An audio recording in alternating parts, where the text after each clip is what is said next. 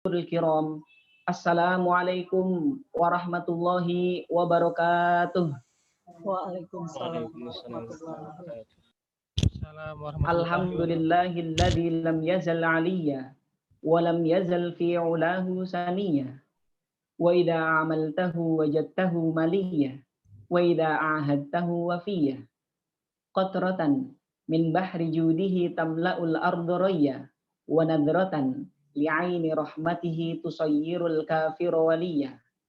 Allahumma fasalli wa sallim wa barik wa karrim wa majid wa azim ala sayyidina wa maulana Muhammadin wa ala alihi wa ashabihi ajma'in, amma ba'du.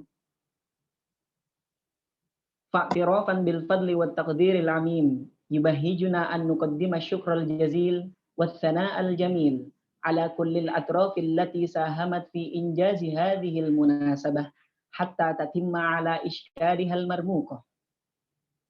Fa innahu min dawa'i sururina an naftah a'yunana bi ru'yati fadilatikum as-sayyid as-safir Abdullah Salim Ubaid ad-Dahiri Safirul Imaratil Arabiyyah Al-Muttahidah lada Jumhuriyati Indonesia wa ma'ana aidan Al-Muhandisah Fatimah Al-Madlum As-Suwaidi Muhallil di Qismit Tatwiril Istismar Bidaratit Taqatin Nadhifah fi Masdar. Faqad syarraftum liqa'ana hadha walau abra internet. Wa inna hadhil munasabah tabruzu ala sahati mahradata abna'il ummatil islamiyah litajammu' wat tabahur litta'ammuq wat tadarrus wasata fa'aliyati tahqiqin nadwah al-iftiradiyah taqatun dakiyatun wa mutajaddidah. Fa'ana kamuqaddimil baramij aqra'akum amamakum silsilata baramij hadzal yawm al-mubarak bad'an minal iftitah thummal anashid wa mururan bi tilawatil Qur'anil Karim thummal kalimat wa wusulan ilal ikhtitam. Fahaya bina naftah birnamijana al-yawm bi qiraatil Fatihah ala hadhihi niyyah wa ala kulli niyatin salihah. Al-Fatihah. Alhamdulillah. Ar-Rahmanir Rahim. Iyyaka na'budu wa iyyaka nasta'in. Ihdinas siratal mustaqim. Siratal ladzina an'amta 'alaihim ghairil maghdubi 'alaihim. Amin. Ayyuhal hadiruna wal hadirat, hayya bina nahtu ila barnamijina at-tali wa hiya salamul watani li Jamhuriyati Indonesia alladhi sayaqumu biha damai senjahari falyatafaddal alaihi mashkuran. Yurja li jami'il hudur al-julus ma'al hudur.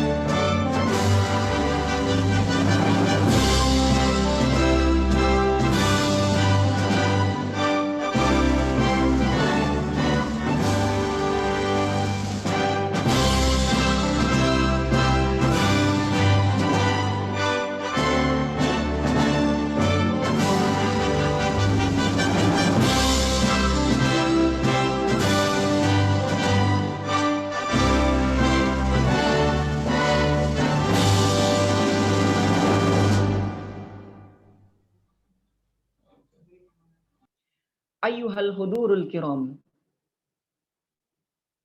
bidayatun fi hadal barnamij, ayatun bayyinatun min dzikrillahil hakim, yatsluha ala musami'ina Ustadina al-mahbub Dasrizal, falyatafaddal alaihi mashkura.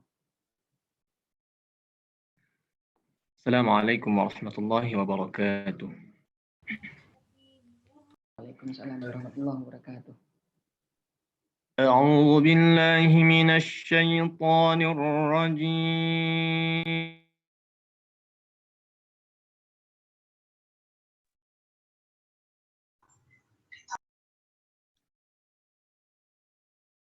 بسم الله الرحمن الرحيم.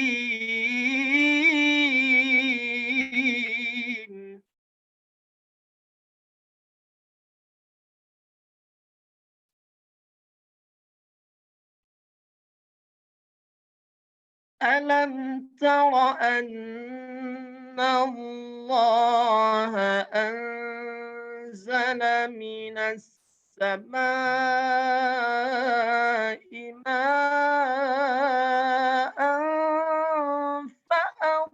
فأخرجنا به ثمرات مختلفا ألوانها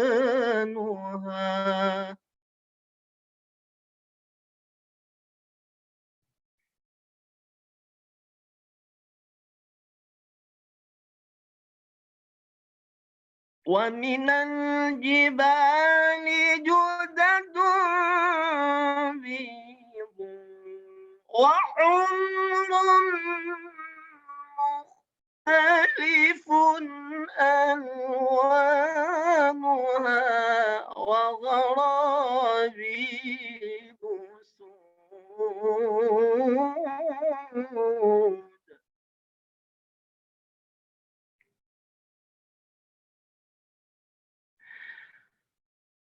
ومن الناس والدواب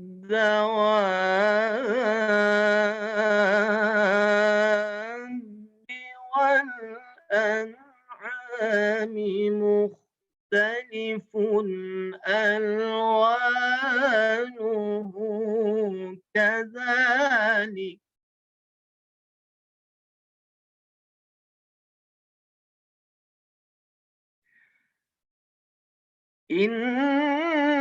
إنما يخشى الله من عباده العلماء.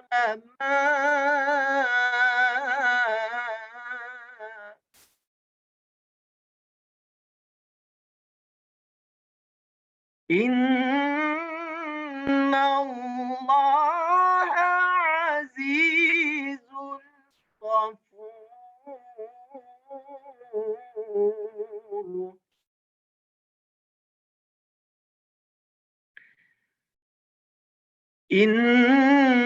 إنما يخشى الله من عباده العلماء.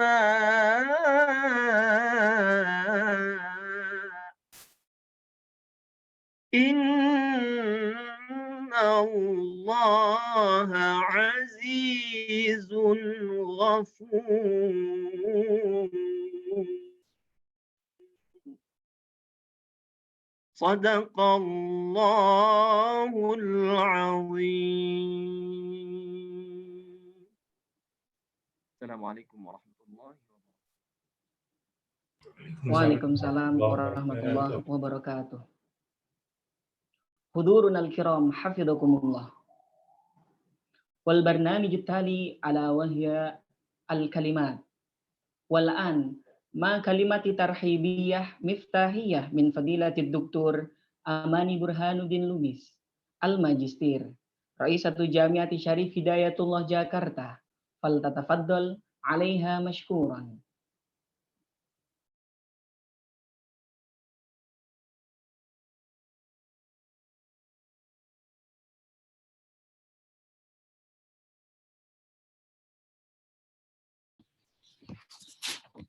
شكرا جزيلا. السلام عليكم ورحمة الله وبركاته. السلام ورحمة الله وبركاته. الحمد لله رب العالمين، والصلاة والسلام على أشرف المرسلين سيدنا محمد وعلى آله وصحبه أجمعين. أما بعد، صاحب السعادة السيد عبد الله سالم عبيد سالم الظاهري، سفير دولة الإمارات العربية المتحدة لدى إندونيسيا، عطوفة عميدة كلية العلوم والتكنولوجيا بجامعة شريف هداية الله الإسلامية الحكومية جاكرتا، البروفيسور ليلي سوريا إيكا بوتري، السيدة المهندسة فاطمة المظلوم السويدي، وهي محللة خبيرة بقسم التطوير والاستثمار بإدارة الطاقة النظيفة في مصدر في دولة الإمارات العربية المتحدة. مصدر، نعم، اسم الهيئة. والحضور الكرام من هيئة التدريس بكلية العلوم والتكنولوجيا، وأيضا الطلبة والمشاركون في هذه المنصة الافتراضية، أسعد الله نهاركم بكل خير وسرور. سعادة السفير والحضور الكرام، نرحب بكم في أقدم جامعة إسلامية حكومية في إندونيسيا وأعرقها وأكبرها، التي لها الرؤية العالمية النبيلة ورائدة في تطبيق منهج التكامل بين العلوم الدينية الشرعية والعلوم الثقافية العامة. ولدينا تخصصات دينية وتخصصات علمية موزعة في 12 كلية، وأيضا كلية الدراسات العليا. فهناك كل المستويات من الليسانس أو البكالوريوس ثم الماجستير والدكتوراه. وكوننا نؤمن بأن الإسلام هو الدين الذي ينبهنا ويقودنا إلى استعمار واستخلاف الأرض، فلا يمكن أن نحقق ذلك إلا بالعلم. فمن أراد الدنيا فعليه بالعلم، ومن أراد الآخرة فعليه بالعلم. ما شاء الله. فمن أراد الدنيا، نعم، هذه ما قلته، ومن أراد الآخرة فعليه بالعلم. نعم العلم ما على الجميع الخيرين، ما جمع بين الخيرين الدنيا والآخرة. فطلبنا للعلم عبادة، وعبادتنا طلب العلم. فنحن في الحرم الجامعي بجامعة شريف هداية الله الإسلامية الحكومية جاكرتا في زمن جائحة كورونا، لا تتوقف الأنشطة الكثيرة ولا تتعطل المحاضرات، وأيضا الإجراءات الأكاديمية، وأيضا الإجرائية الإدارية في الجامعة. فنخص بالذكر هنا وجود 32,000 طالب، والكل الآن يعمل أي يتابع الدروس عن طريق المنصات المختلفة، ليس فقط زوم ولكن هناك أيضا منصات أخرى والمنصة الرسمية للجامعة.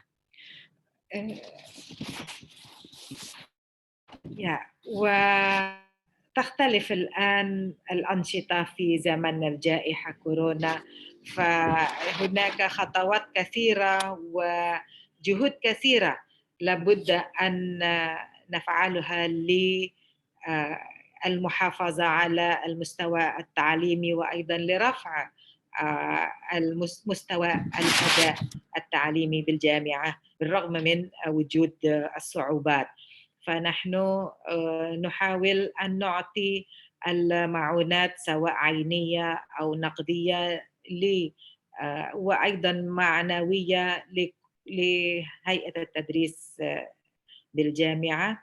عندنا أيضا مستشفى إلى جانب الكليات العلمية الأخرى.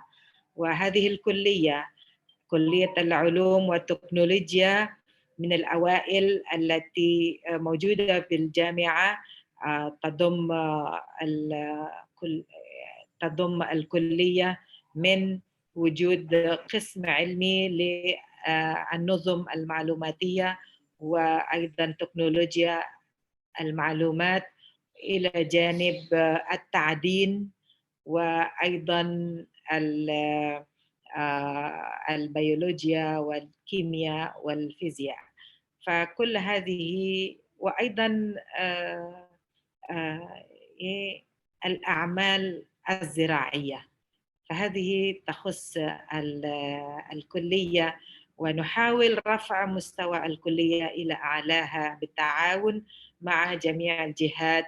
وأيضا اليوم نحن في صدد منصة مفيدة إن شاء الله مع سعادة السفير من دولة الإمارات العربية، وأيضا بوجود السيدة المهندسة فاطمة من مصدر أبو ظبي. نريد أن نتعاون معا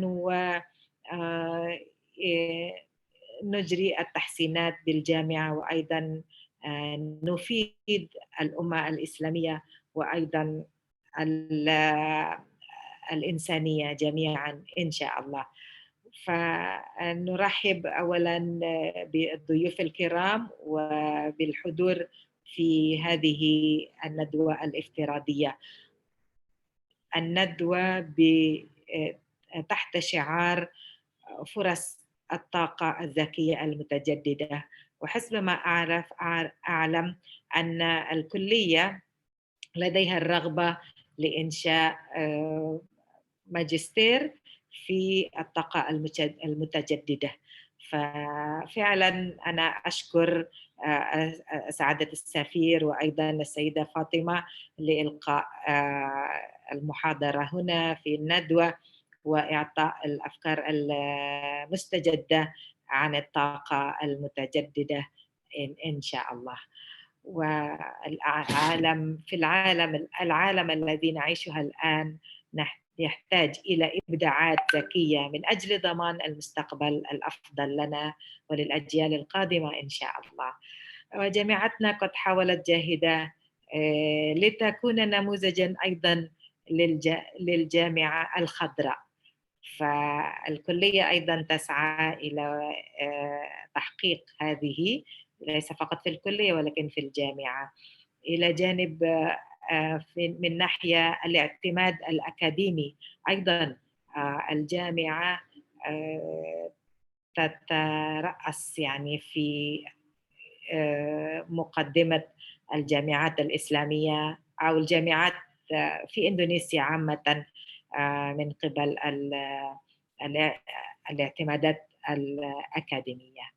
ولذا أملنا كبير في أن تخرج من هذه الندوة بالنتائج المرجوة الملموسة على أرض الواقع إن شاء الله على مدى القريب والبعيد.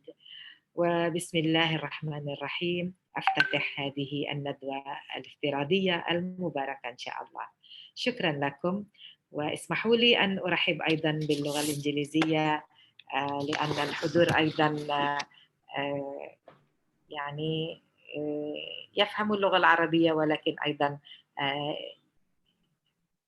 يحسن الإنجليزية. First of all, I would like to welcome His Excellency Mr. Abdullah Salim Ubaid Salim Al-Zahiri, Ambassador of the United Arab Emirates to the Republic of Indonesia, and also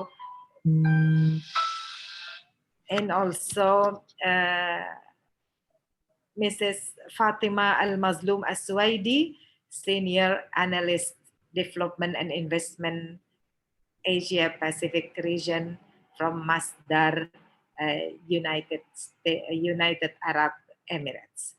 And I'd like to thank the organizers, especially the Dean of Faculty of Science and Technology from our university, Sharif Hidayatullah State Islamic University, and Professor Dr. Lili Suraya and her academic staff in the faculty.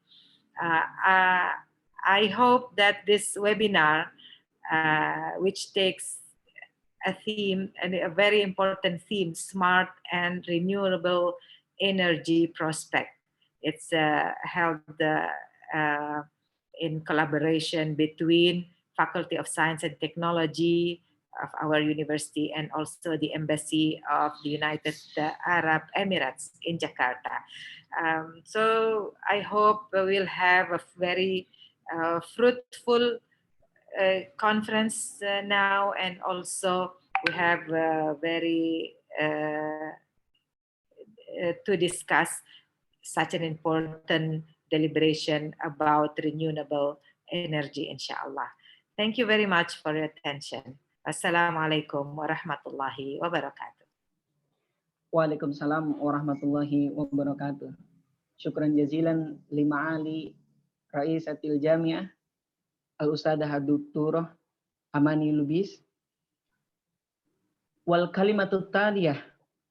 Al-an kulluna adhanun sahiyah lil kalimatil qayyimah asyafiyah min fadilati Sayyid As-Safir Abdullah Salim Ubaid Ad-Dahiri Safirul Imaratil Arabiyyah Al-Muttahidah lada Jumhuriyati Indonesia. Falyatafaddal alaihi mashkura. بسم الله الرحمن الرحيم. الأخت الفاضلة الأستاذة الدكتورة أماني لوبيز رئيسة جامعة شريف هداية الله الحكومية الإسلامية، بدأت الحديث باللغة العربية وما أجملها من لغة، وكذلك تفضلت بأن الحضور يجيدون اللغة العربية وكذلك اللغة الإنجليزية، فاسمحي لي أن أتكلم باللغة الإنجليزية بما أن الحضور يعني يجيد هذه اللغة كذلك. Professor Dr. Amani Lopez, Rector of State Islamic University, Sharif Hidayatullah, Professor Dr. Lili Suraya Ika Butri, Dean of the Faculty of Science and Technology, Engineer Fatima Al-Suwaidi, Senior Analyst Development and Investment at Masdar. Ladies and gentlemen, Assalamu alaikum wa rahmatullah wa barakatuh. A very good afternoon and salamat sayang. First of all, I would like to take this opportunity to extend my gratitude and appreciation for the State Islamic University, Sharif Hidayatullah, and their team for organizing this virtual dialogue in collaboration with the United Arab Emirates Embassy in Jakarta to present the achievements of the United Arab Emirates in the field of producing clean and renewable energy. I also would like to extend my gratitude and thanks to Engineer Fatima Al-Suwaidi from Masdar Clean Energy for accepting the invitation to participate in this very important event. I am sure she has great things to say about the achievements of Masdar, as Masdar is considered to be a global leader in renewable energy and sustainable urban development. I would like to also take this opportunity to praise the valuable efforts and great work have been done by the Sharif Hidayatullah State Islamic University as one of the oldest state Islamic institution, which is considered as a window to Islam in Indonesia and a symbol for the progress of national development, particularly in the field of socio-religious development, as Her Excellency have mentioned earlier as well, as the university is one of the oldest university in Indonesia. I hope that this virtual dialogue will be the continuation of further engagements and organizing new and another as well other events in cooperation between both the university and the United Arab Emirates Embassy that we can really collaborate in the future for future engagements as well. Ladies and gentlemen, I avail myself of this opportunity to hail the bilateral relations between the United Arab Emirates and Indonesia, which are founded their roots in the principles of cooperation and mutual respect between both countries. Currently, United Arab Emirates and Indonesia relations have elevated to a level that is closer than ever, thanks to the strong relations between the leaders of two countries and their vision and guidance to identify our common interests and keep the relationship on the right track. This cooperation translates to over $30 billion in investments in various sectors, including oil, gas, health, and renewable energy as well. As we all know, renewable energy is the future of energy production. The source of renewable energy, namely the sun, the wind, and geothermal, are there and will continue to exist. But we did not really have the technology to harvest the energy from it until recently. Many countries started to adopt the renewable energy path, including the United Arab Emirates, as the renewable energy portfolio of the United Arab Emirates has grown over 400% in the last 10 years and is well on track to double in the next 10 years. The United Arab Emirates has become a regional leader of clean energy technology, providing funding of renewable energy projects around the world and investing in fundamental research on the energy as well as water, microelectronics, advanced materials, and transport system as well. Also, the United Arab Emirates has launched renewable energy projects in more than 30 countries to date, some of which in Egypt, Serbia, United Kingdom, Jordan, Morocco, Oman, Montenegro, and the United States, just to name a few. And we are also going to inaugurate one new project is going to be in Indonesia soon, inshallah, somewhere during the month of December. By the year 2050, the United Arab Emirates will have invested approximately around $150 billion in renewable energy. This is expected to save the country an estimated $192 billion through reducing dependence on gas subsidies. To date, the United Arab Emirates has launched 12 gigawatts of national renewable energy projects and aim to have 50% of its energy generated by renewables by the year 2050. This plan will result in an estimated 90,000 jobs opportunities within the UAE. Ladies and gentlemen, I would like to share some of the projects that the United Arab Emirates is planning to achieve in the next few years, which will have great impact on reducing harmful emissions and producing clean energy, which signifies the United Arab Emirates' commitment to the United Nations sustainable goal and is going to what we call an extra mile in order to achieve these goals. The Emirates of Abu Dhabi, which is the capital of the United Arab Emirates, started the largest solar power project in the world with a capacity of 2 gigawatts, enough to power around 160,000 houses. This project provides unseen record low energy tariffs. Also recently, Masdar agreed with Warner Brothers theme park in Abu Dhabi to deploy 16,000 solar modules to cover the roof area of 36,000 square meters, making it the largest roof area solar project in the world. And this is to be made in Abu Dhabi as well. Also, the Emirates of Dubai, one of the 7 Emirates of the United Arab Emirates, recently initiated its Clean Energy Strategy 2050, which is designed to increase Dubai's green and clean energy share by 75% by the year 2050.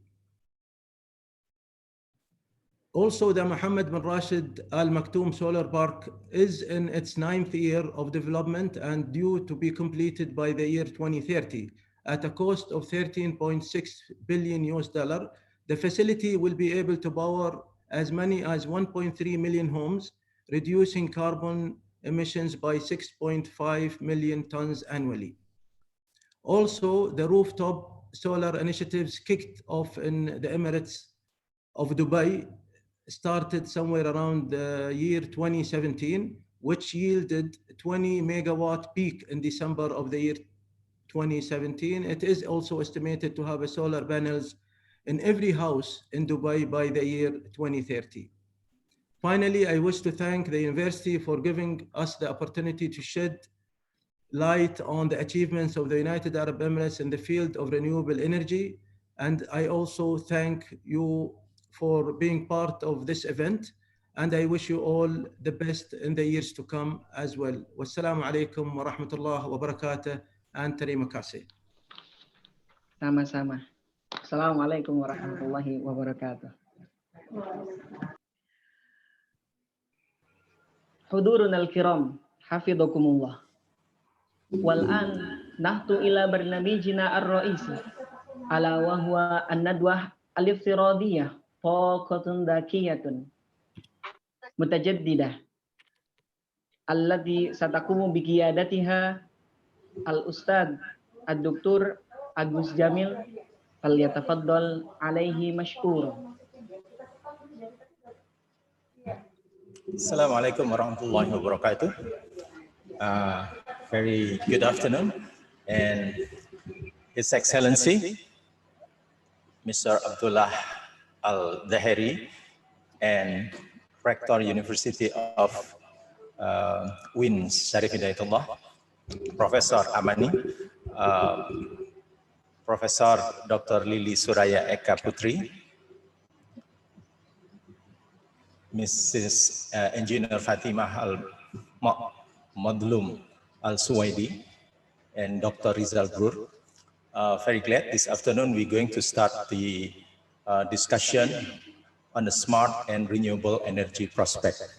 This is a cooperation between Faculty of Science and Technology, Universitas Islam Negeri Jakarta, and the Embassy of United Arab Emirates in Jakarta. This afternoon, we're going to have 3 speakers, and I would like to invite one by one. The first is Professor Dr. Lili Suraya Eka Putri, and then later on, Mrs. Engineer Fatimah Al-Suwaidi from Masdar, United Arab Emirates, and then the third will be our lecturer, Dr. Rizal Brur Bahawiris. First, I would like to invite Professor Dr. Lili Suraya Eka Putri. And maybe I don't need to introduce all of her credentials. She's our Dean of Faculty of Science of Technology, and her expertise is in the biology. Time for Professor Dr. Lili Suraya Eka Putri. I will give you time for about 30 minutes, and then later 30 minutes also to another speakers, and the last part will be the discussion, question and answer and discussion. Time for you, Professor Dr. Lili Suraya Eka Putri. Bismillahirrahmanirrahim. Assalamualaikum warahmatullahi wabarakatuh. Alhamdulillahirabbil alamin. Wassalatu wassalamu ala asrofil anbiya wal mursalin wa ala alihi wa ashabi ajmain, amma ba'd. Rabbi shrahli sadri wa yassirli amri wahlul 'uqdatam min lisani yafqahu qawli. The Excellency, our Rector, Professor Dr. Amani Lubis, thank you so much for coming. You are so beautiful today. Thank you for coming, Prof. The Excellency, the Ambassador of United Arab Emirates, Mr. Abdullah Salem Obaid Salem Al-Daheri, the Honorable, the other speakers, Engineering Fatimah Al-Madlum Al-Suwaidi, and also my colleague, Mr. Brur Bawazir, as the next speaker from the IT department. And thank you so much for the moderator, Mr. Agus Jamil, and all of you, my colleagues, my students, and all the chiefs of the faculty in UIN, State Islamic University, Syarif Hidayatullah, Jakarta. Good afternoon, all. Let me introduce first the profile of the, let me share the screen.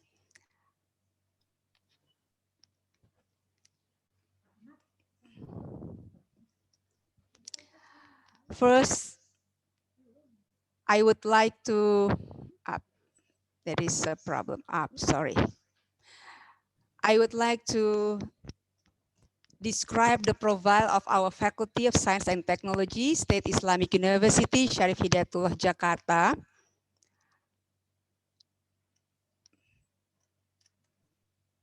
There is some, yeah. I'm a dean and I have 3 partners to do my job in our faculty. Mr. Nasrul Hakim as a Vice Dean of Academic Affairs, Ibu Nani Radiastuti as a Vice Dean for Administration and Finance, Ibu Fahma Wijayanti as a Vice Dean for Student Admission and Cooperation.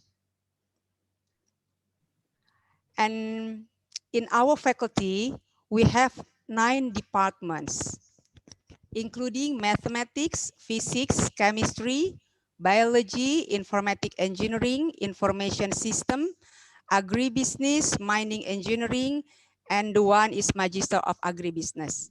In the future, we would like to open the Magister of Informatics Technology and also Magister of Natural Resources Management. We hope next week we can open both of these magisters in our faculty.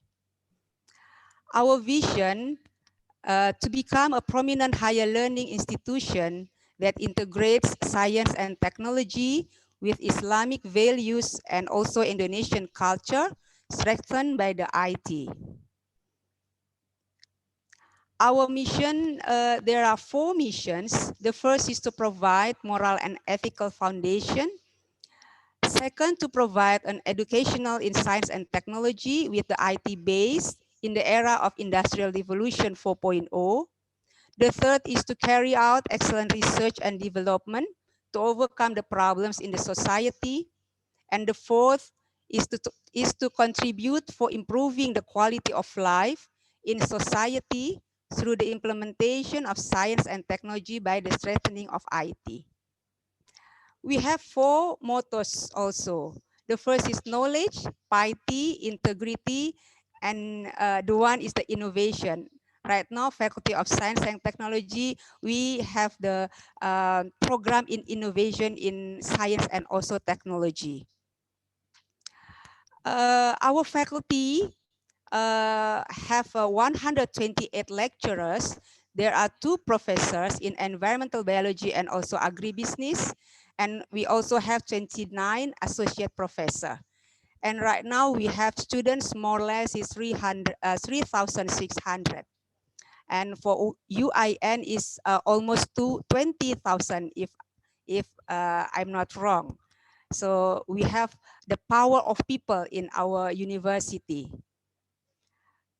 In Faculty of Science, we also have the Integrated Laboratory Center. In this center, we have the food laboratory, we have the PCR system, we have the automated protein electrophoresis and so on. And we also provide the services, including the analysis for food product. And also we have the environmental laboratory. In this laboratory, we have the facilities including spectrophotometer for atomic absorption. We also have gas chromatography, UV-Vis, and also we provide the services for analysis, including air, waste, soil, and also water sample. In the physics laboratory, we also have the Xrd Analysis. This is one of the laboratory that have so many samples for analyzing, especially for material and analysis testing. And we also have the NICT. Actually, this is under the university, National Information and Communication Technology. And the service is including the training center, data center, ICT service center, and also research center. This is the facilities that we've got.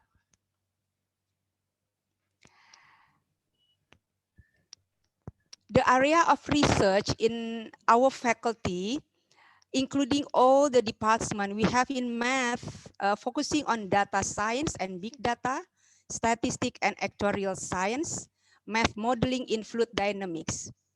For the chemistry department, we have environment, renewable energy, natural ingredients for food, cosmetic, and drugs.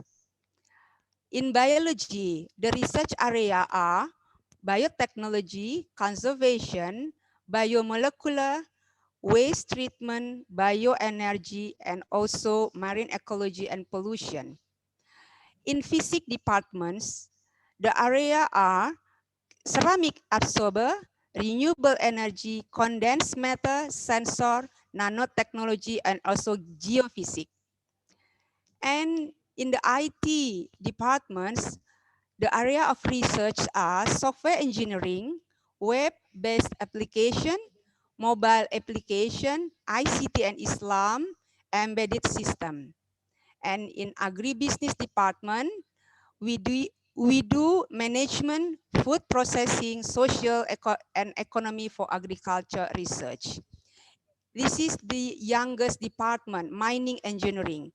Right now, we're focusing on management and regulation of the mining. Now, I will move to the topic of this webinar today about renewable energy. So before I talk about renewable energy, I have to say welcome to Diplomacy Bahrain, Mrs. Nasrin. Welcome aboard, welcome to the webinar. Thank you so much for coming. Okay. Yes. Okay. This is, as we talking about the renewable energy, is linked with the Green Campus. This is the theme of our Green Campus, already launched at 28 October 22. We have a lot of persons that is very useful, very helpful to make the UIN in the future as a green faculty, as a green university. So we call it Green Campus. And also we have the team of innovation. The chief is Ibu Neni. I hope Ibu Neni is there is in this seminar, participate in the seminar. And this is the team for the innovation. Ibu Kuro, Ibu Elvan, Pak Imam, Pak Nas, Bu Tati. Yes, let's talk about renewable energy. As we know, renewable energy, the definition is the energy is collected from renewable resources which are naturally replenished on a human time scale, including carbon natural sources like sunlight, wind, rain, tides, waves, and geothermal heat. And also we understand about the hydropower, geothermal, solar energy, bioenergy, and also wind energy. So I think only two of these energy that is suitable for the campus needs right now, solar energy and also bioenergy, especially for electricity usage. Let me describe about the existing condition of the sustainability in UINJKT. This is refer to the UI, University of Indonesia Green Metric Standard. There are 6 categories and indicators: setting and infrastructure, energy and climate change, waste, water, transportation, education, and research. And this is the status. Unfortunately, UINJKT is already started for the Green Campus. So yeah, we believe that this is the condition that we have right now. we don't have to shy, but this is like this is like you know, the value that we have to increase in the next year. Energy, wastewater, and transportation is not so good right now, and the target is should be 21st and 22nd. Inshallah, UINJKT is ready to be the good condition in those categories. And this is the picture of our campus. The total main campus area here, we are in the urban area. So it's, yeah, not so many open space, only 8.29%. The total main campus is around 8 hectares, but spreading in all the area in Ciputat in South Tangerang is all 32 hectares. But now we also have the other campus, the 5th campus in Cikuya. We have 40 hectares. So if we calculate it including Cikuya, UINJKT have the ratio of open space almost 88.9%.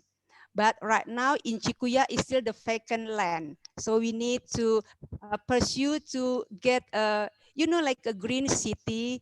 There's Arabic countries already did. Masdar already did. Masdar, sorry. Masdar already did. Yes. Thank you, Pak Jamil. The total area on campus for water absorption, we have 2 hectares. Actually, this is only 6%, should be more than 30%. So we need more efforts of this. Unfortunately, I'm so sorry, Bu Rector, university budget for sustainability efforts, I have to, to open it. I'm so sorry. Only 11.6%. And more used for the setting and also infrastructure, but still small portion, just small portion for energy, waste, and also water. So we have the expectation more 15% that the budget coming to the sustainability efforts. And we hope also in we have the collaboration. We have the ambassador of the United Arab Emirates. Maybe we have some help of these problems. So sorry. Yeah.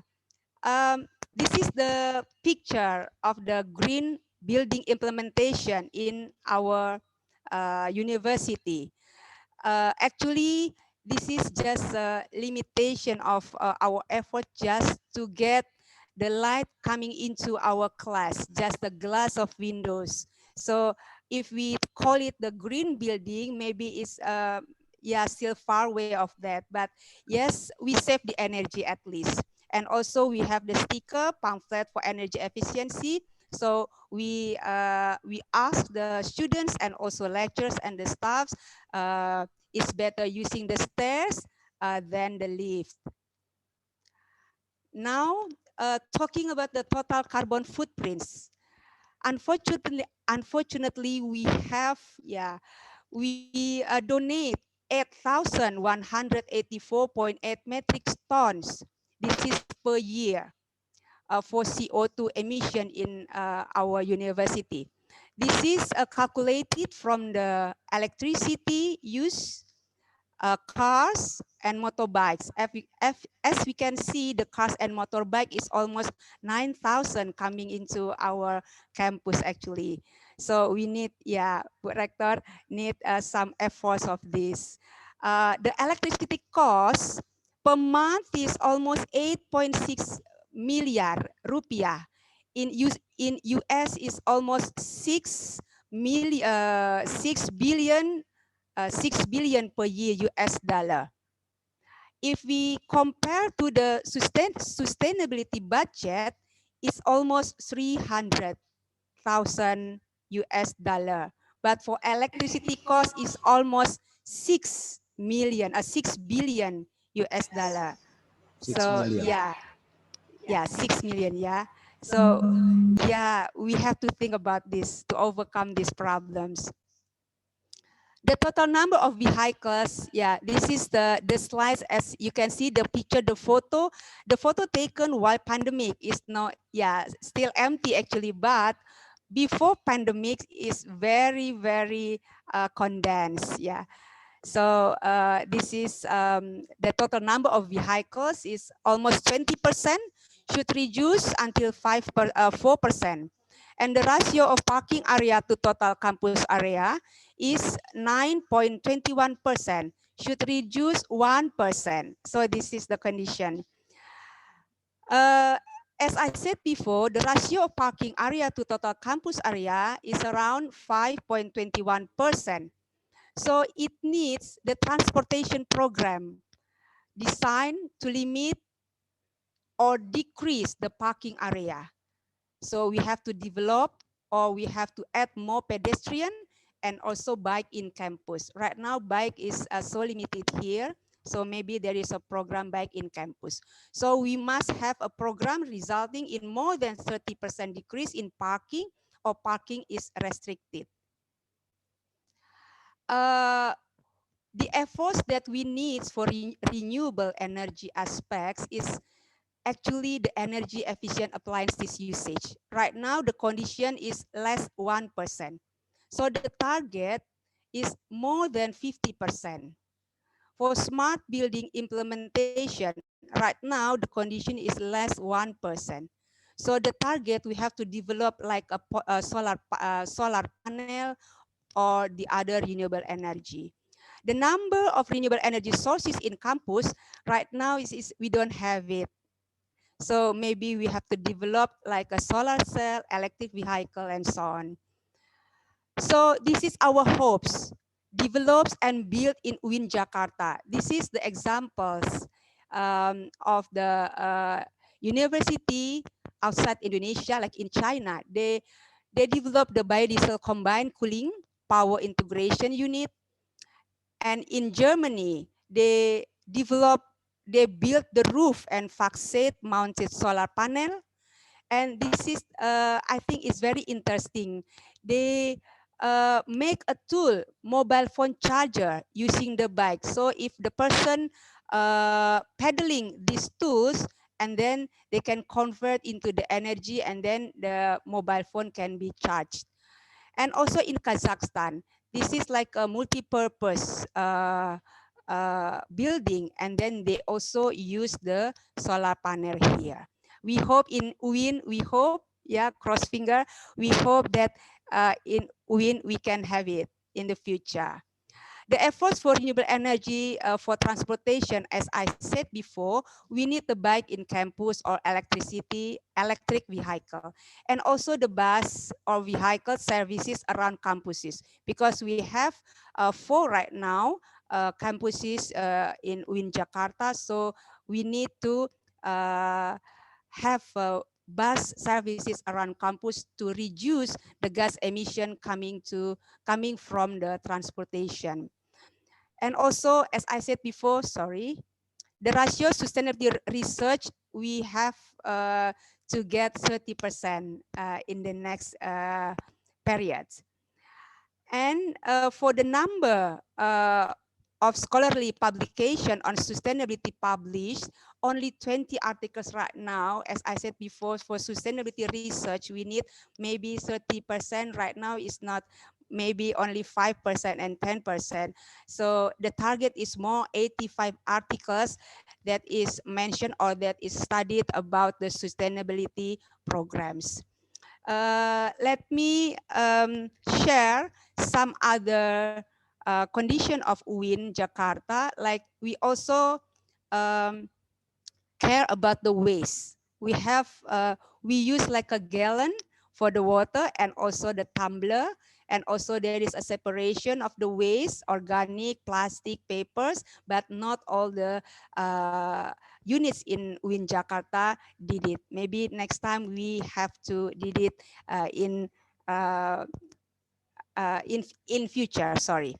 And also in our faculty, science and technology, we develop e-letters that paperless for all the letters for students and also for the lecturers administration. And also we have the West Bank. This is under the organization of the students, and they also already developed the West Bank application. They called Bank Sampah Sahitya. And this is the experience, the other experience in Iran, Zanjan University. Maybe Bank Sampah Sahitya in the future, next year, maybe we have to get the further steps to make the tool like a waste management for paper and plastic, like a ATM machine. Once we put in the garbage into that machine, and then the machine can calculate how much money that we get. So this is kind of the dollars coming to Indonesia, to UINJKT. Yeah, and also organic waste. We also have the composting program and also M10 starter. This is from Ibu Elpawati. And also we treat the toxic waste, although we still use the third party for collecting and treating toxic waste, but we have a small wastewater treatment installation, especially for Faculty of Science and Technology, but not all the faculty that have the laboratory got this installation. Water conservation, we also have a program just like a conventional program. Yeah, just we planted the tree, and we have the the ponds, and also the water bank and the biopori. This is just a conventional program that we need, maybe like a recycling the water. And also the events. Our students that I said before, UINJKT have around 20,000 students. We have a lot of activities participating by the students and also the lecturers and staff regarding to the environment. Like this is like Hari Perlindungan Lapisan Ozon Sedunia, World Ozone Day, STEP Environment Camp, and also we have the Green Campus, World Water Day, and Plastic Bag Free Day. This is just a small pieces of the events of our students. So many events that is did by our students and also lecturers. And also we have the sustainability report. Yeah, I believe this is the first time we have this this sustainability report. We have do more for this updating the this web of sustainability web. This sustainability web. And this is the most important, I think, the Honorable Mr. Abdullah, the Ambassador of United Arab and Emirates, and also Ibu Fatima Al-Madlum. We have the intention, collaboration with the United Arab Emirates and also Masdar with the UINJKT, represented by the Faculty of Science and Technology. I saw the web of the Masdar. There is a technology in the photovoltaic, wind, so many, and also solar energy and waste to energy. So this is the red, the red sign, solar energy and also the waste to energy. I think this is suitable for the Masdar strategic platform. I saw there is a youth for sustainability. So I think this is in line with the Green Campus of UINJKT, and I believe we have the people power. As I said before, we have 20,000 and also the lectures and then the staff. So we have a lot of people that can contribute to the sustainability.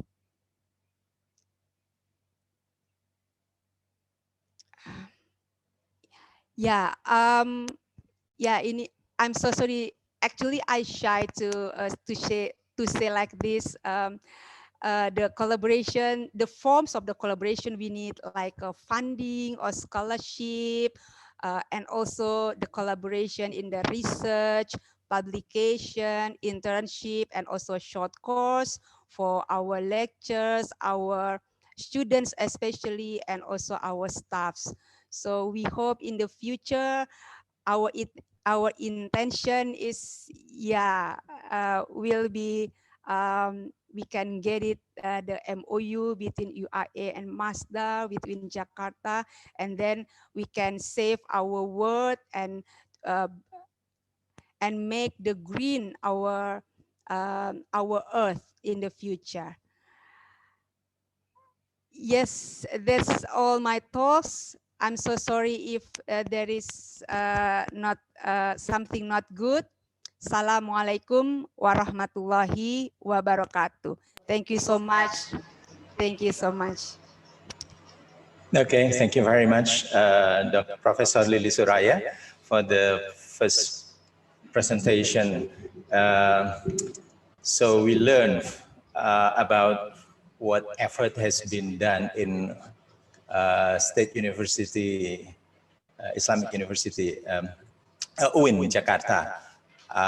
If we see, we have done so many things on the education, on the academic levels, also on the effort to make our campus green. And also, Professor Lili mentioned about the percentage of a green in campus. The present campus is only less than 9%, less than 10%. But we have another new campus in Cikuya, 40 hectares. It's still a big opportunity to build a green campus. Or I was imagining that when we look at the Masdar project in United Arab Emirates, yeah, you're the leading, the world leaders in the renewable energy. And also Masdar has built what we learned is a green city, yeah, a green city that His Excellency has mentioned about the development of the renewable energy has increased 400%. It's a very impressive number, and you're still going to double it in the next few years. So we really keen to learn from, and really keen to work together with Arab Emirates, especially also in the practical level, cooperative with Masdar sustainable energy project. So I think this is I hope the first talk, the talk today is just the beginning. Just open up the opportunity to work on the practical level, that we can we learn from the success of Masdar, the success of United Arab Emirates on working on the green project and renewable energy.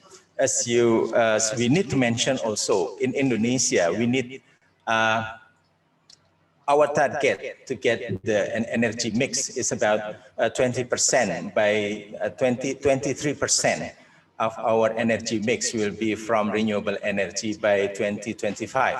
Yeah, although we are a bit pessimistic to reach that target because of so many problems at the moment, especially with this pandemic, things like that. Yeah, but we're grateful also some of the project Masdar has done. This I hope Engineer Fatima will share with us about the Cirata floating solar floating project. Yeah, so yeah, to reach that target. And Indonesia also has the potential. If you already done on the technology, Indonesia itself, we have plenty of resources from the solar, from the geothermal. We have 40% of the world geothermal resources in Indonesia. And then the things that is always forgotten is, other than wind and solar, is we have hydrokinetic from ocean. The ocean energy has been left alone, unmentioned from it. And Indonesia is very specific. We are the largest archipelago in the world, which the water is flowing continuously from the Pacific to the Indian island, Indian Ocean.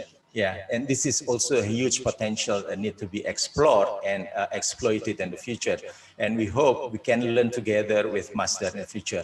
Okay, now for disturbing, to stealing your time, I would like to give the opportunity to the next speaker, But before that, we would like to mention and welcome. We have a visitor here, the Excellency, a diplomat from Bahrain, Mrs. Nasrin. Welcome to our discussion today. And okay, now I would like to present Engineer Fatimah Al-Suwaidi. Before that, I would like to read just a small part of her, a lot of achievement that she made, yeah? Okay. Engineer Fatimah Al-Maghlum Al-Suwaidi is a senior analyst, a development and investment Asia Pacific Masdar. Masdar is a well-known company for the renewable energy, and I think it's one of the world leader in that, or maybe world leader at the moment. Fatimah Al-Suwaidi is a senior analyst in business development and investment department within the Masdar Clean Energy Division, focusing on the Asia Pacific region. Fatimah is project manager for the Cirata floating solar project in Indonesia. This is the Masdar's first project using floating solar technology. Yeah. We have a lot of water in Indonesia. 70% of our country is covered by water. So maybe this is the right place to come and develop a solar name. And Engineer Fatimah is also a right person. She has been selected as a woman in solar, woman in solar of the year 2019. Yeah. So she has been educated in the University of Sharjah and got a Bachelor of Science degree in Sustainable and Renewable Energy Engineering. And also some of the internship of training in the US in the Colorado School of Mine, if I'm not mistaken, correct? All right. Without further introduction, I would like to invite Mrs. Engineer Fatimah Al-Suwaidi to present her presentation on the renewable energy prospect. Time is yours. Thank you very much. First, allow me to say Assalamu alaikum, everyone. Very, very pleased and honored to be here today. Salamat pagi, salam sejahtera untuk kita semua. This is the least for me to learn since I'm working in Indonesia and inshallah soon to be also one of the residents in Indonesia. So my name is Fatimah Al-Suwaidi, as Mr. Host was grateful to introduce me. Thank you very much. I would like to start by saying I salute the university for the impressive progress that Professor Boulili presented. I think it's a very, very impressive advancement in what you're doing and also the plans that you have to achieve. So mashallah, very, very good work. Congratulations. And inshallah, hopefully this will not be the first time or the last time for us to meet. I'll present my screen right now, if you allow me.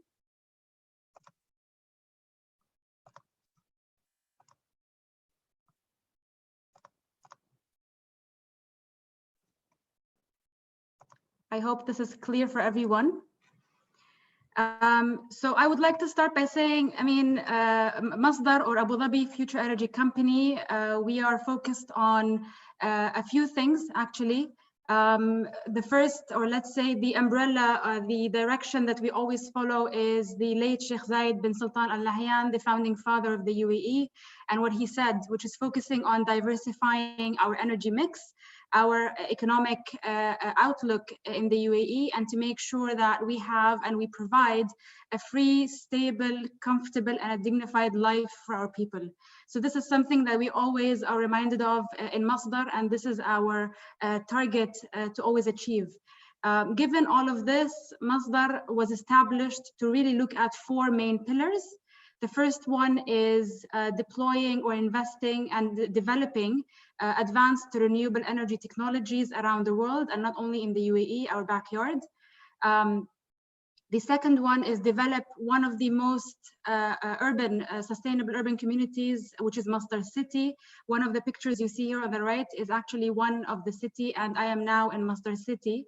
It is, of course, the aim is to make it as one of the most sustainable urban communities, gathering between commercial companies, between residential, also between academia. We have Mohammed bin Zayed Artificial Intelligence University, the first AI university in the world. The third pillar is to advance clean tech solutions. So in my presentation, I'll give a few examples of that. We also partner with universities around the world to make sure that we look into research and development, into applied sciences, and to also try to advance these technologies to see them in the market.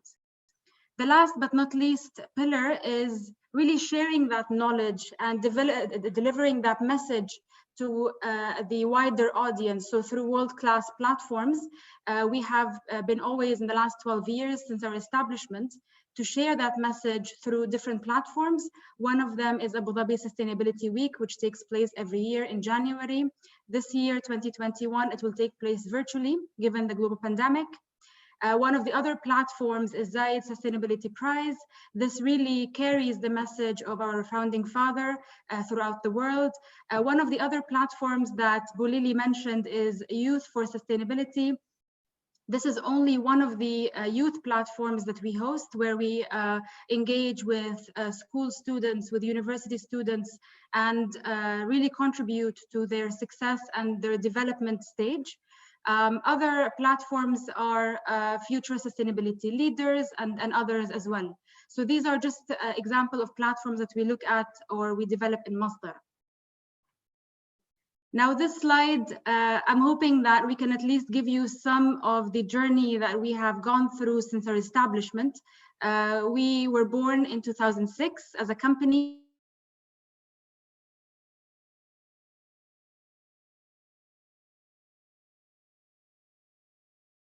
In 2008, in 2009 was the launch or the first award ceremony of the Zayed Sustainability Prize.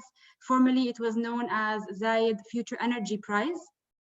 In 2013, that's when we launched the Sustainability Week in Abu Dhabi, where it became the umbrella for many other exhibitions, such as the World Future Energy Summit. We also inaugurated the UAE's first utility scale solar power plant, Shams 1. I will talk about this later in my slides as well. In 2013, we also launched the pilot project, which was also in partnership with universities, the Renewable Energy Water Desalination Program. And it was in partnership with international leaders in the water desalination sector. 2011, it was our first entry into Spain, the country Spain, where we developed 3 large-scale solar thermal power plants. 2015, one of our neighbors here is the International Renewable Energy Agency, IRENA. The headquarters of IRENA is based in Masdar City. And also the headquarters of Siemens Middle East is as well based in Masdar City. In 2016, we won one of the biggest projects in the UAE. The Mohammed bin Rashid Solar Park is a solar park that is around 5,000 megawatts of solar PV projects. We won the biggest phase, 800 megawatts. So together with our partner EDF, a French company, we built 800 megawatts of solar PV to serve the Dubai government with renewable energy resources. In 2017, we inaugurated one of our biggest wind projects in the UK, the Dudgeon offshore wind farm. So not only do we work on onshore PV and solar, we also look into offshore. I will talk about the Chirata floating PV, which is considered to be offshore. We also look into offshore wind farms. Between 2017 and 2019, we worked together with the United Arab Emirates Ministry of Foreign Affairs and International Cooperation, where we developed around $100 million grant projects around the UAE Caribbean and the UAE Pacific regions. We worked together with the local communities to make sure that we deliver solutions, sustainable solutions that are of benefit to them. This really ranged from solar rooftop projects onshore wind projects, and as well as distributed energy projects. So, I mean, the last slide was more of a nutshell, the journey of Masdar, and this is really giving you figures, facts and figures. So until today, we have grown into not only from the UAE, we grew into more than 30 countries around the world, developing solar and wind projects. We have displaced more than 16 million metric ton of CO2 per year with the development of these projects. Actually, in the start of 2020, we were reporting around 5 gigawatts of gross capacity renewable energy projects. From the beginning of 2020 until end of 2020, the year of the global pandemic, we were actually able to double our capacity. So working from home did not stop Masdar from really doubling its capacity. We went from 5 gigawatts to 10.7 gigawatts of gross capacity around the world. We have expanded into new markets. Indonesia is one of the markets, and into other countries as well. So this really here, what we truly believe as Masdar are the ingredients for success. What we look at are 4 things. The first thing is we make sure that we are commercially driven. We bring back to our shareholders, to our country and our government, the best return on investment possible in any region or market we enter into. We make sure that we don't grow on our own. We bring along strategic partners, whether these are of the country itself, governments, universities, or from other countries, partners that we have grown together. We make sure that we don't only look at our local footprint, we look at a global scale. So we have always been really developing on a global scale in terms of projects, technologies, and interests, and we look at growing with the market. So being technology agnostic is very important. The renewable sector grows at the speed of light, to be honest. So we make sure that we always keep flexibility and an open door to explore new challenges and new adventures.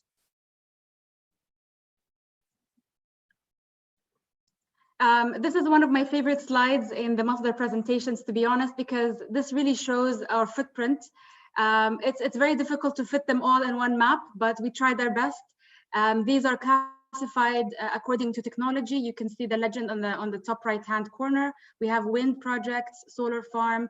We've done water treatment, rooftop solar, as I mentioned. We also look into sustainability, so energy efficient buildings, desalination, and one of the technologies that we recently ventured into is waste to energy. So these are projects around the world. You will see number 31 is Indonesia. This is something that I'll focus more into in my coming slides. Here, this is the UAE focus. So what we have done in the UAE, to be honest, we also have a lot of projects in the pipeline as we speak right now. So these projects you don't really see on this map. However, they are being cooked, under the radar. However, we are also currently, I think it is, if you see number 11, Alvaro Pv Plant. This is the biggest solar PV ground mount project in the world. This is going to be built in Abu Dhabi. This is 2,000 megawatt PV. So you can imagine the scale of that. And we won this project. We are building it together with partners here in the UAE. And we hope to we hope to even break our own records soon. And just to also point out, the first waste to energy venture that I mentioned earlier is actually here in the UAE, and it's also my home country, my home city, sorry. So Sharjah waste to energy facility is Masdar's first venture into waste to energy. And this plant is currently under construction, very soon to complete construction. And we also ventured into a new market, Australia, the neighbor of Indonesia. We are also building over there. We're also developing a waste energy project in that country. This slide really shows our different offices. No need to really pause here.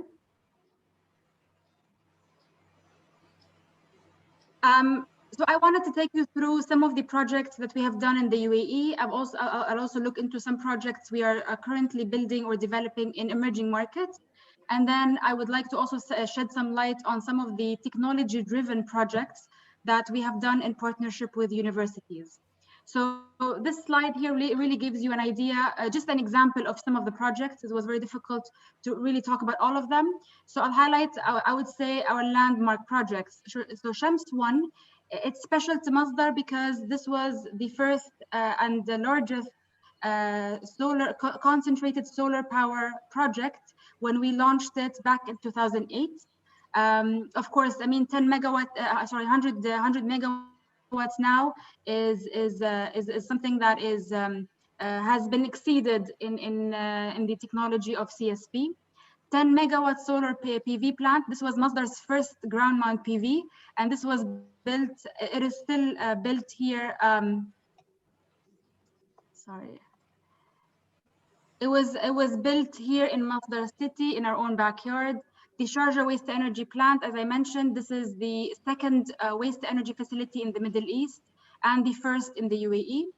And it is expected to divert more than 300,000 tons of waste from landfill. The Mohammed bin Rashid Solar Park Phase 3, I've already spoken about this project. And then here, this slide really talks about the distributed energy projects. So not only do we build large-scale commercial utility plants, we also look into developing small-scale plants that have a service or a need for a local community. So these are the ones developed around the UAE. We have done in Abu Dhabi, in Dubai. We have done also where we had clients such as hospitals, schools, universities. We've also developed just recently a small rooftop service plant for a rehabilitation center here in Abu Dhabi. So moving on to emerging markets, we are building the first and largest wind farm in the Middle East. So a lot of people think that the Middle East is not very prone to wind energy. Maybe that is true for some countries such as the UAE.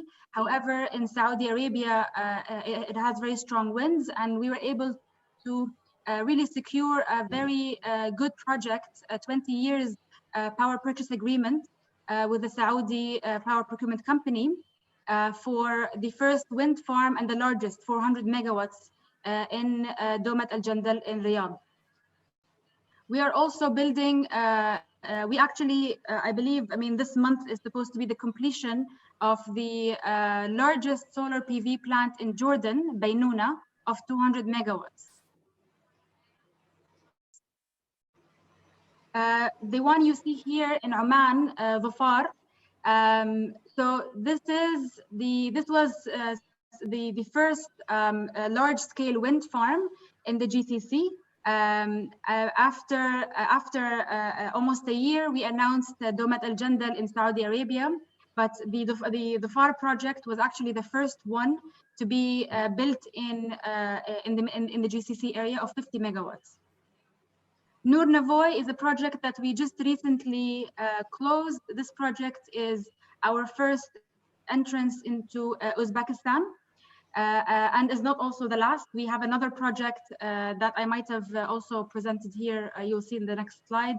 So this project, Nur Navoy, is 100 megawatts. This project is under the umbrella of the World Bank Group, a scaling solar program, where we are developing one of the emerging markets, Uzbekistan. We expect to complete the construction end of next year, inshallah.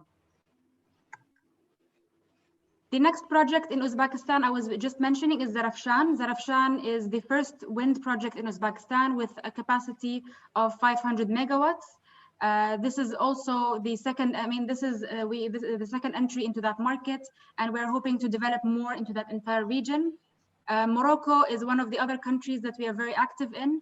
We are currently building the first advanced hybrid CSP, so concentrated solar power and PV together in one plant. This is expected to be the first and largest hybrid plant of 800 megawatts located in north of Morocco.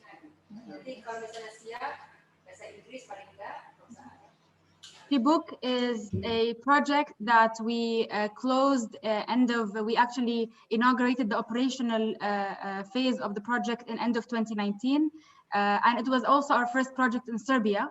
So we built a 158 megawatt onshore wind farm in Serbia and is the largest utility scale in that region, the Western Balkans. So now really taking you from utility scale projects, distributed energy projects, now I'm going to talk about the technology projects. So as I mentioned, not only are we partnering with global market leaders in the sector or strategic partners or government, we also look into developing and really advancing research and development in this field. We have done several of those programs.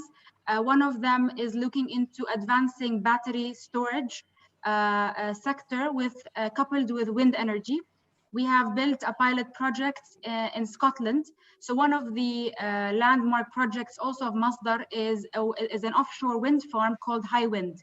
What we did is we expanded the High Wind project and we built a battery system, a pilot battery system called Batwind.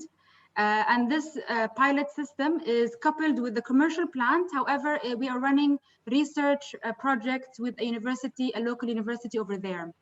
We've also looked into other forms of energy storage. We are here in Masdar City. We have an electric energy storage research lab together with Khalifa University of Science and Technology. We also have the Solar Hub or the PV Test Center, where we invite international solar PV module manufacturers to come here to the UAE to test their advanced PV modules, and for us to be able to even do our own research as Masdar and understand how we can use these advanced technologies in commercial projects later on. One of the programs that is very dear to my heart because I worked on this project is the Renewable Energy Water Desalination Program. So we developed 5 pilot plants. The purpose of this program was to really understand the dynamics of desalination, because we understand in the UAE, water scarcity is a very big issue here in the UAE and also in the Middle East. We wanted to understand what are the challenges specifically in the UAE, how can we bring solutions that are sustainable, that can easily be equipped with renewable energy resources, and how can we even expand or scale up these technologies from being only on a research level to become on a commercial level as well. So what we did is we invited international companies. We finally selected 5 of these international companies: Abengoa, Veolia, Trevi, Suez, Sedem, and Mascara. So 3 of these companies are French, one is Spanish, and one is American. After the completion of this program successfully in 2019, we were able to announce the most competitive and the best solution, which really answers the challenges of the UAE in terms of water scarcity and also water production, which also makes sure that we provide this clean water, this sustainable water at a very good price to the consumer, to the client, and of course, to be compatible with renewable resources. So we believe that this program opened up the doors in the UAE to look into desalination as a water resource.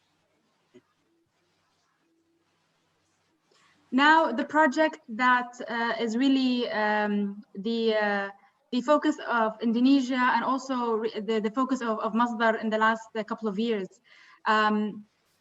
As earlier mentioned, so I'm the project manager of the Cirata floating PV project in Indonesia. This is Masdar's first entry into Southeast Asia, and given the very strong partnership between Indonesia and the UAE, and also because we strongly believe Indonesia is a very, very strong emerging market in renewables, we decided to choose Indonesia as our country of the first entry in Southeast Asia, and we successfully signed the power purchase agreement in January 2020. Since then, together with our partner PJBI, so PT Pembangkitan Jawa Bali Investasi is our partner. We are developing and financing and constructing the largest floating solar power plant in Indonesia with a capacity of 145 megawatt AC. This plant will be located in West Java Island in the Citarum River, specifically in the Cirata Reservoir area. We are expected to complete or to announce commercial operation of the plant in the second half of 2022, inshallah. So the logo you see here on the bottom right, this is the joint venture that was established between Masdar and PJBI. So the joint venture is called PT Pembangunan Jawa Bali Masdar Solar Energy. It's a very long name, I know. For short, we call it PMSE. And this is really, we believe this is really just the first step in Indonesia for Masdar. So very high level key facts and figures about the project. We are expected to be powering more than 50,000 homes in the Cirata area. We are going to be creating more than from 500 to 800 or even more local jobs during the construction and operation of the plant. We are expecting to reduce emissions by 214,000 tons of CO2 for the entire operation of the plant.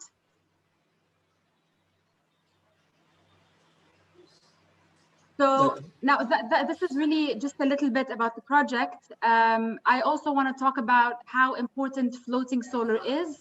For those of you who don't know, floating solar really begun actually around more than a little bit more than 10 years ago. Floating solar started very slowly in Japan and in the US, and it was mainly driven by research. So actually the first stakeholder that started looking into floating solar was a university. They started in Japan. They built a very small plant in the backyard of the university, and this technology really boomed in the last couple of years because of the scarcity of the land. So as you mentioned, 70% of Indonesia is water.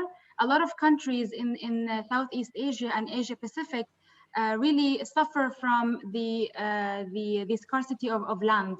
And if land is available, it's either too expensive to really build a project in, or it's being used for agriculture.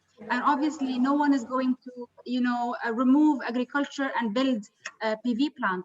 So the only solution was for these countries to look at things other than land. So building or installing panels on the water made sense, and it still makes sense. In many countries where land is very expensive or cannot be accessed, building a floating PV plant makes more sense also commercially. So of course, from that point on until today, there has been continuous investigations and assessments on whether the floating PV plant has any impact on the marine life. These research studies show so far that there is no impact whatsoever, because the material that is being used for floating PV is sustainably and friendly and biodegradable. Now, this chart here is really just supposed to give you a glimpse of how the market looks like.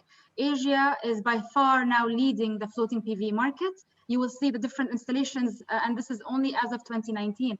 So these are very recent figures you see here, and Asia is really the highest in all of these countries. And the table on the right gives you an idea on what is expected as projected projects in the future. You can see Indonesia really from 0.005 megawatts jumps to 200 megawatts in the next 4 years. I mean, I know that Indonesia has a very ambitious plan of achieving 23% by 2025, but also has more than 60 reservoirs that they would like to use to build floating PV projects.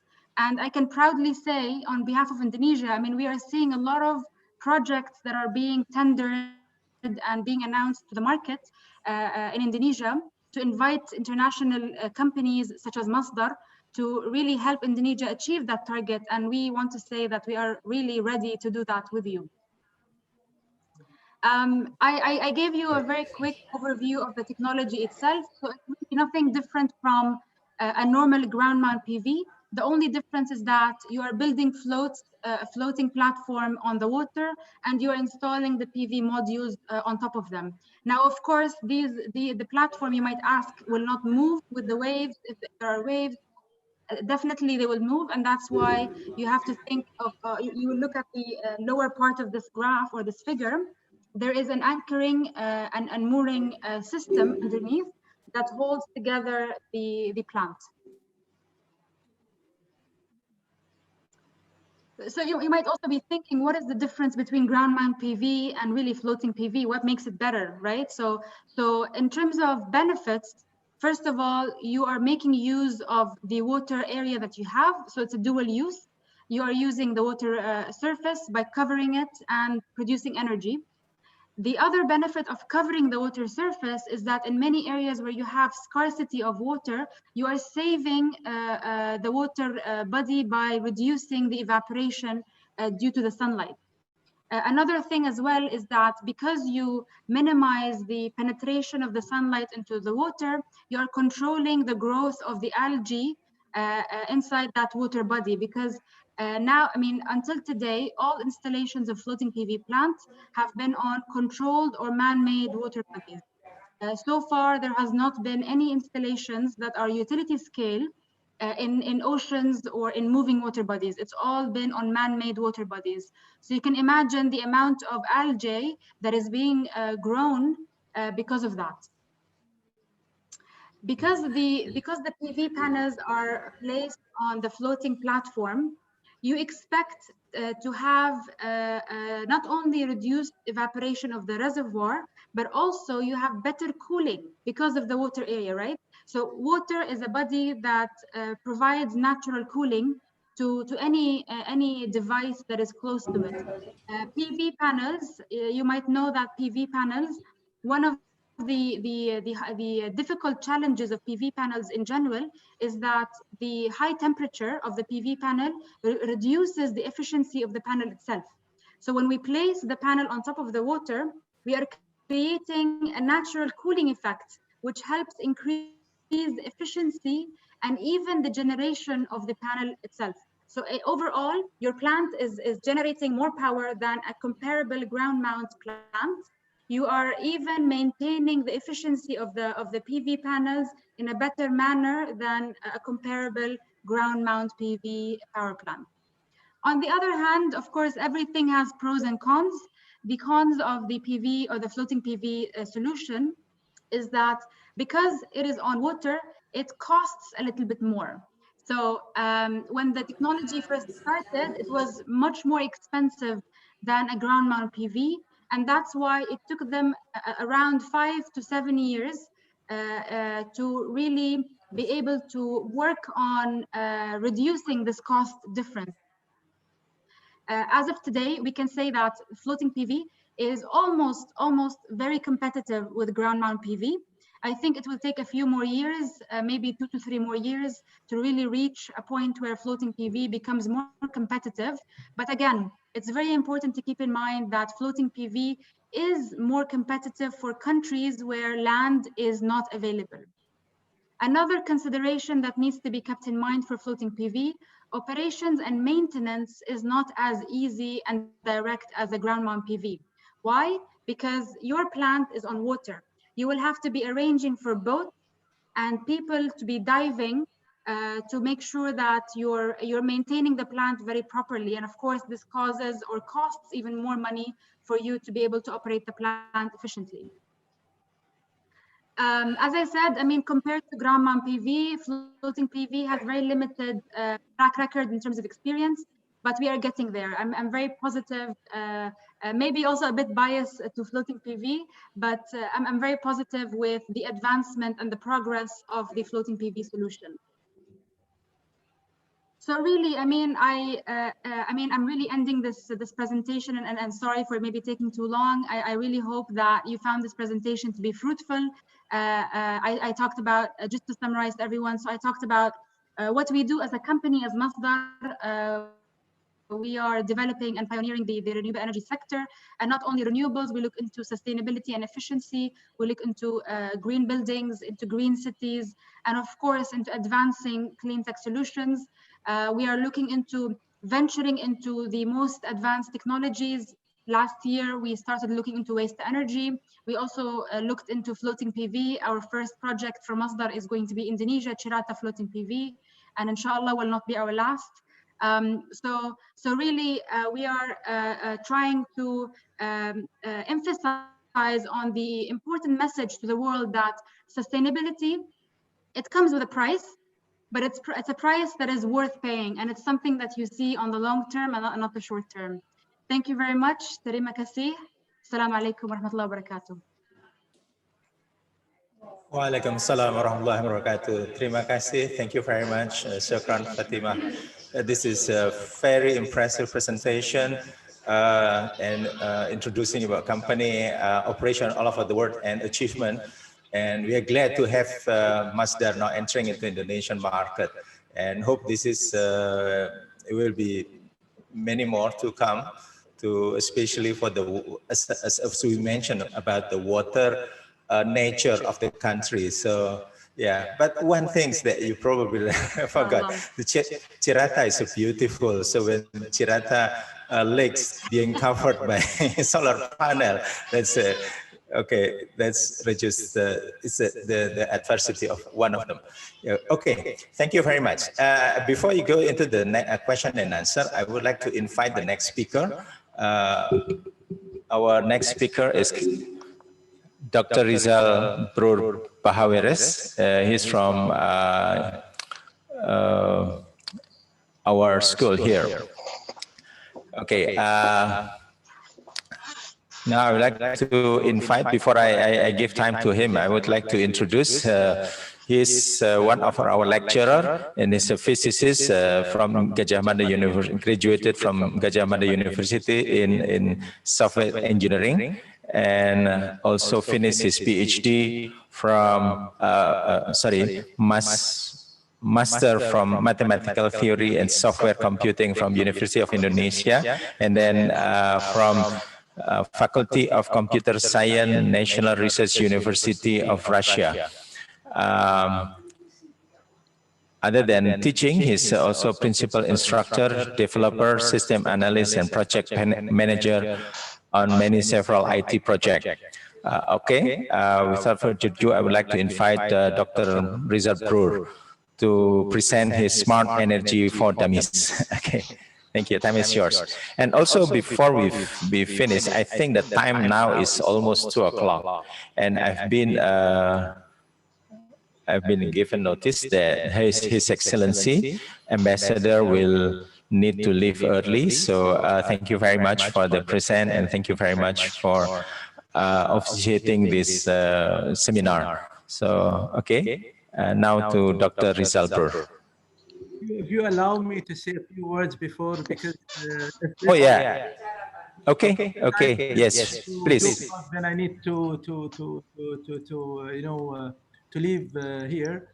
Definitely, I've learned a lot myself, even though you know, solar and renewable energy considered to be a competitive product to my experience of 25 years in oil and gas. Oil and gas, yes.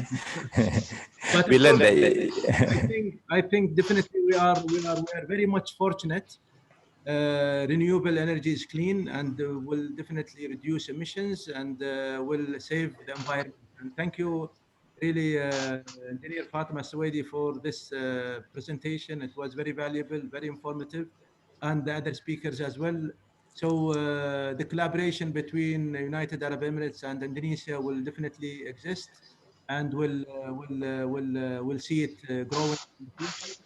Every time both leaders meet, we have a new challenge, and we have to follow things and make sure that you know, their vision and their guidance is well you know, taken care of. Myself and the Ambassador of Republic of Indonesia and the United Arab Emirates, Hassan Hussein Bagais, we almost talk almost every day, I would say, in order to make sure that things are moving into the right direction. So thank you very much, and thank you for the university to give us this opportunity to shed the light on the cooperation between the United Arab Emirates and Indonesia. And I really hope this session will go also as grateful as the previous. So thank you very much from my side. Thank you. Thank you very much, His Excellency, the Ambassador Abdullah Al-Dahiri. Is very glad to have you, and I hope this is just the beginning. So we would like to see further cooperation and also the things that we can do from our part here from the university. So we can strengthen the relationship between the two countries, between the United Arab Emirates and Indonesia. Thank you very much, His Excellency. Okay, maybe before we start, I would like to invite our rector, Professor Amani, to say some words, probably. Professor Amani. No, thank you. I want to thank all of the speakers, and we will hear also for the last from the last speaker, inshallah. But what I said that I just give some SMS for the organizer to remove this screen, share screen. Yes, we should know the last speaker first. We know him, and then share screen. Okay. Thank you very much, Your Excellency, Ambassador of the United Arab Emirates. And I know that there are a lot of opportunities to inshallah. Okay, so that's all from me. Thank you very much. Thank you very much, Professor Amani, for the closing remarks. Now I would like to continue to the next presenter, Dr. Rizal.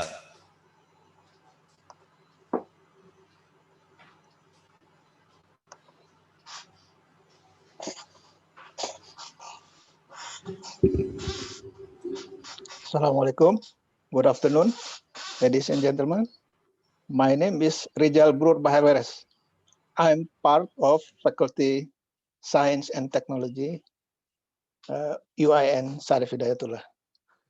I want to talk about the smart energy for dummies. First of all, I have been to Sharjah, the place of Fatima say a few times in United Arab Emirates. Is around 2013, I think. I have a speech in University of America or America University of Sharjah. My content is about the little bit history, wind energy, and related topic to smart energy. If you search in the Google with the keyword smart energy, you find a few words. For example, smart energy meter, smart energy management system. I will talk about that later. For example, a long time ago, people have been using wind energy, and they're using for shipping, going from one place to another place in Persia and some part of Middle East, including in China. And also, topic about smart energy have become an interesting topic and have a scholarships. If you go to Europe, they have a doctoral student scholarship for the topic smart energy, challenging and news. What is the mean by smart?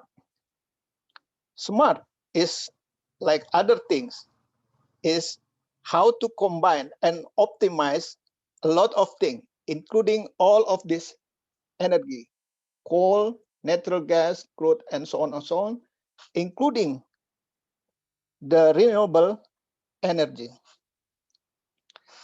At first, I would I would like to give you a brief about what happened in our world primary energy. Normally we have hydrocarbon, oil, gas, and nuclear. This is a projection of a few energy that I've been talking about. And for example, in oil world productions, they have become a decreased production of an oil. And they believe will be in the end 2013, they only 2 million barrel oil only per day. And we see this figure, we see the natural gas, crude oil, and so on, they're relatively going down. And how about smart energy? I'm taking a talk from the Kuweng, from Executive Council member. He said that it starts with history of smart energy. Its smart energy is begin around 2003 when Americans have a blackout, and they try to handle that blackout with a smart solution, and they create some pact in the government and in the Senate. They create Act of 2007. They have Act Title 1, Title 2, and so on. Let me brief you about the traditional grid electricity. In traditional grid electricity, there is only one way. From the power plant, they go to our house or our office. Energy flow one way to camera, and there is almost no interaction between house to the plant. But in smart grid, there will be interaction between the house and power plant. How they do it? First of all, they're creating some communication.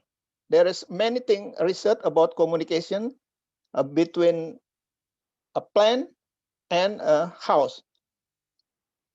For example, they put a control center, solar power, smart building, power storage to rearrange and organize communication between supply and demand need based on the situation or behavior of the people.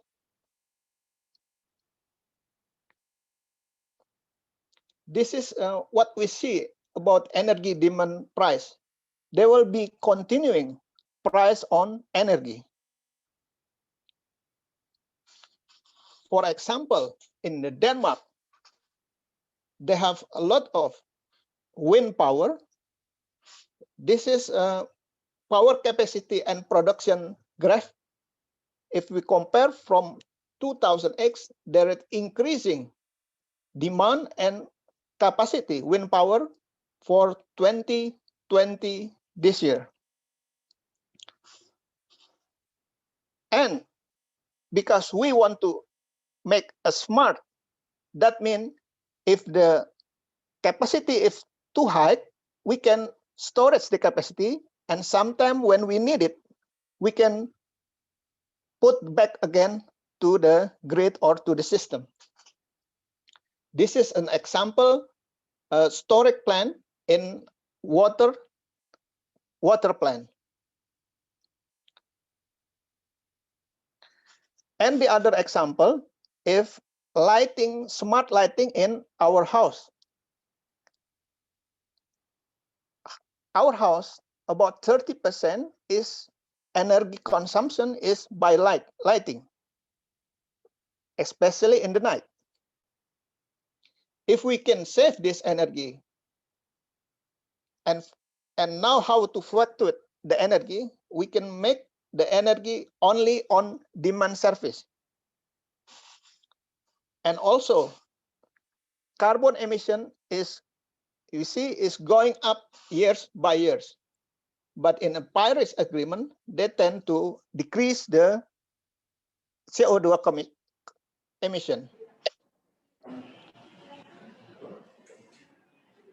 That's why in a few countries, including Europe, but in the Trump presidency, they want to get away from the regulation to reduce this carbon print. And we see the price of renewable is going down years by years. Like Fatima said, the wind power is going down and solar power is going down. It's a good chance for us to using these two kind power plant. This is an example is microgrid opportunity. This microgrid is including how to make a power plant decentralized by small scale compared to the old one. We make a power plant only in the big scale and centralized. This is also appliance, smart appliance. It's respond to the electric grid change of price. If the price is high, they will be use this one maybe. And if the price of electric low, they will be use this one. There is tools here to automatically select which washing machine that will be running. And from our research agenda, power consumption data can be monitored and meter. And based on this monitor and meter, we can predict how of behavior of our customer power consumption. This is sample of smart meter from 20% until 100%. And before the end of my presentation, I would like to suggest this is the old way we are doing. We monopolize electric market. For example, in Indonesia, using PLN. And we need legislative requirement, competitive and innovation, including help from Masdar. And we use renewable energy. And when we have that all, we can have renewable energy and get smart infrastructure. That's all. Thank you. Okay, thank you very much, Dr. Rizal, for your presentation. It's very interesting. So it's not just people who can be smart, but this energy also can be smart. All right.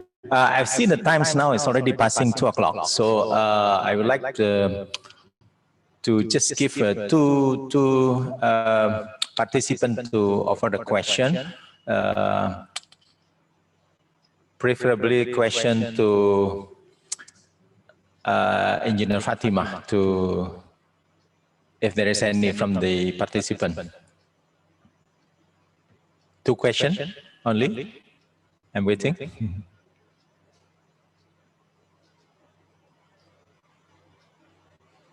Oke. Oke, Kak, pertanyaan dalam bahasa Indonesia juga boleh. Bagi para peserta, mungkin mahasiswa UIN atau siapa yang akan bertanya atau menambahkan sesuatu kepada, terutama saya harapkan ada pertanyaan untuk Mrs. Fatimah Al-Swaidi dari Masdar. Ini kesempatan emas untuk bertanya. Dari Masdar adalah world leaders di bidang renewable energy, dan tadi kita sudah lihat operate in 30 countries and now it's already stepping into Indonesia and goes into our waters. So yeah. Ada pertanyaan? Silahkan. Mungkin saya ingin bertanya. Boleh, silahkan. Boleh diperkenalkan namanya? Nama saya Ali Akbar, saya mahasiswa dari jurusan Teknik Pertambangan. Saya Oke, Ali Akbar di Pertambangan.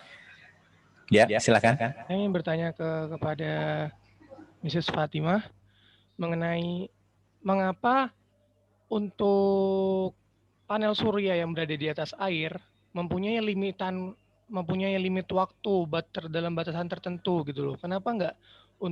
Kenapa nggak untuk selamanya gitu loh, Pak? Mungkin itu aja, Pak. Baik, terima kasih. Ya. Okay, the question to Mrs. Fatimah Al-Swedi. I know you speak Bahasa Indonesia a little bit, probably understand. No, if not, I will translate it. I wish. I'm still learning, so I need your help. Okay. Yes. The question is about the life of the lifetime of the floating solar panel. Why you mentioned was 20 years or something like that, and then the question, that's the question, why there is why there's the limit on that one. Okay, can you please answer? Yes. So as we know, I mean, a solar panel or wind, whatever renewable source, in the end, these are mechanical parts. These are unfortunately, they cannot live forever. Of course, it really depends on many factors, but one of the main factors is related to the operation, the way you operate the plant. And then you also, the second factor is how you maintain the plant. And in some cases, we have seen panels that can live longer. But of course, as we know, the renewable field as a whole only started less than 20 years ago. So we don't really have a live example of a plant that really reached the 20-year limit. However, what I can say on the solar side, on the PV side, we as developers, we look at projects, the design project life is up to 25 years.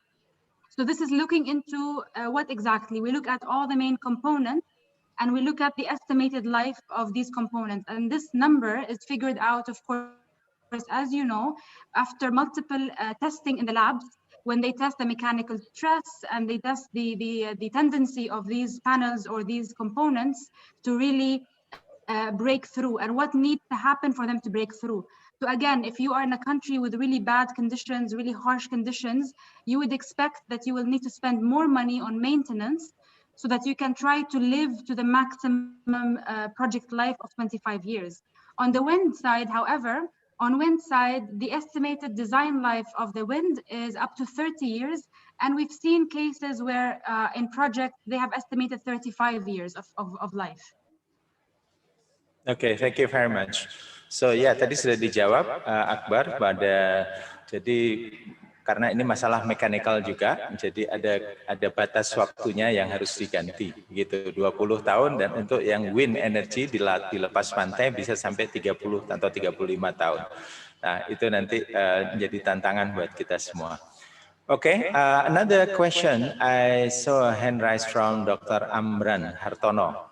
Silakan Pak Amran. Okay, thank you very much for Mr. Jamil. I have a question to Miss Fatimah from Masdar. Okay, I think I have a question. What kind of research collaboration is expected or possible between Masdar and Science Technology Faculty of UINJKT? Maybe you have thank you. Thank you, Okay.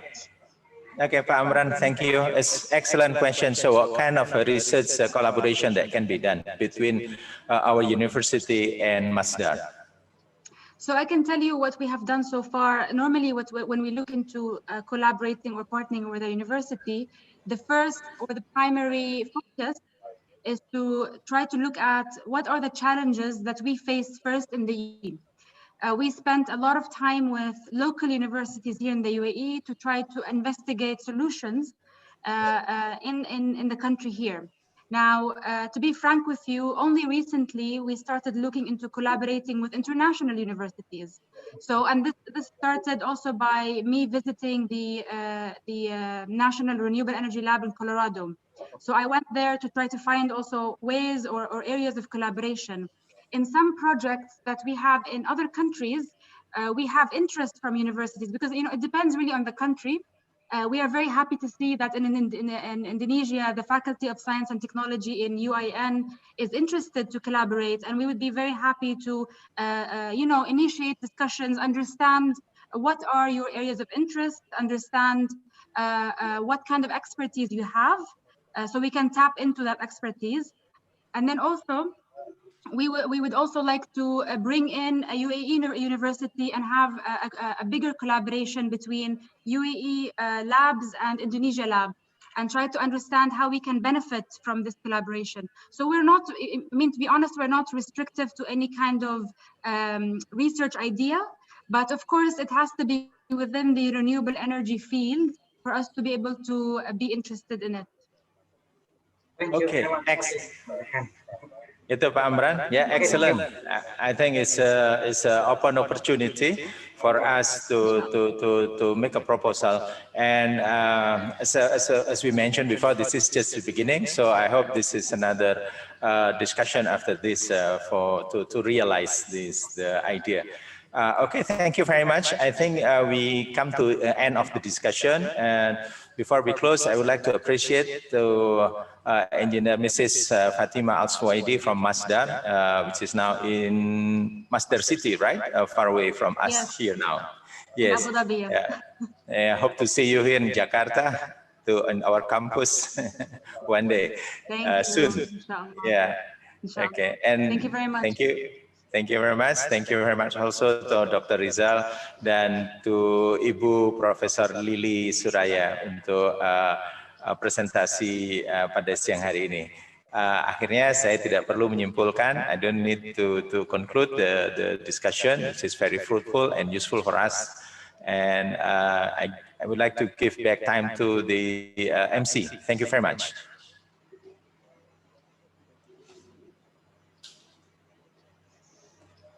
Mari silakan. Ya.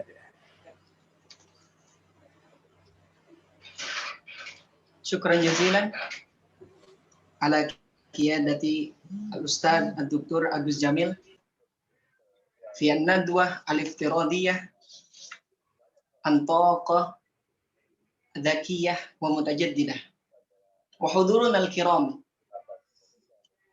Barnamijuna at-tali ala wa huwa al-ikhtitam. Hayya nahtatim barnamijana al-yawm bi qira'ati kafaratil majlis. Allahumma bihamdika asyhadu an la ilaha illa anta astaghfiruka wa atubu. Akhiran ana kamuqaddimil baramij aqulu syakhsiyakun amamakum jami'an a'tadhirukum ghayatal i'tidar min jami'in naqais wal akhta. Wal akhir, wassalamualaikum warahmatullahi wabarakatuh. Waalaikumsalam warahmatullahi wabarakatuh. Thank you so much, Miss Fatima, Diplomat Bahrain. Thank you very much. Rektor Amani, thank you so much. Fatima. Semuanya. Thank you so much. Syukran kasir, Fatima. Yeah, we hope for the cooperation with Masdar, Miss Fatima. Yes. Inshallah, I will visit him on my next time to Indonesia. Okay. Okay, we're waiting for you here. Thank you. Nice to meet you. Thank you. Okay, thank you very much. Nice to having you. Yeah. Ya, Bu. Terima kasih, saya undur diri. Terima kasih Bu Rektor, Bu Dekan, Mrs. Fatimah, dan semuanya para hadirin sekalian. Assalamualaikum. Say goodbye to Mrs. Fatima. Yeah. Thank you very much. Thank you very much, Bu Amani. إن شاء الله نتعاون وأنا أسافر الإمارات أيضا كثيرا. لو سمعتي أنا عضو مجلس الأمناء لمنتدى تعزيز السلم في المجتمعات المسلمة، وإن شاء الله نريد يعني التعاون بجد في أي مجال سواء في البحث أو في يعني عمل مشترك آخر مع مصدر إن شاء الله. ما دام تعرفتي على الجامعة وعلى إندونيسيا فممكن أن ترينا يعني مجالات المناسبة لنا للتعاون. ممكن إمكانات وضع زرع المصادر قصدي للطاقة المتجددة أيضا ممكن في الجامعة، لأننا في مساحات واسعة، ولو نظمنا في الميزانية نحن يعني نؤسس هذه المصادر المتجددة، فممكن يعني في مساحات الجامعة الموجودة. شكرا جزيلا. إن شاء الله نحن حاضرين، طبعا نحن حاضرين، وإن شاء الله يعني اللي نقدر نسويه بنسويه معاكم. وإن شاء الله أنا بزور إندونيسيا قريبا عشان مشروع تشراتا، وبحاول إني أنا أرتب زيارة أمر على الجامعة. أهلا وسهلا. أهلا وسهلا. Yes, of course. You should visit us. إن شاء الله. As soon as possible. You arrive in Jakarta. Thank you very much. Thank you very much. Thank you. An honor and pleased to be here. Thank you. Thank you very much. Terima kasih. Terima kasih. Terima kasih Bu Rektor.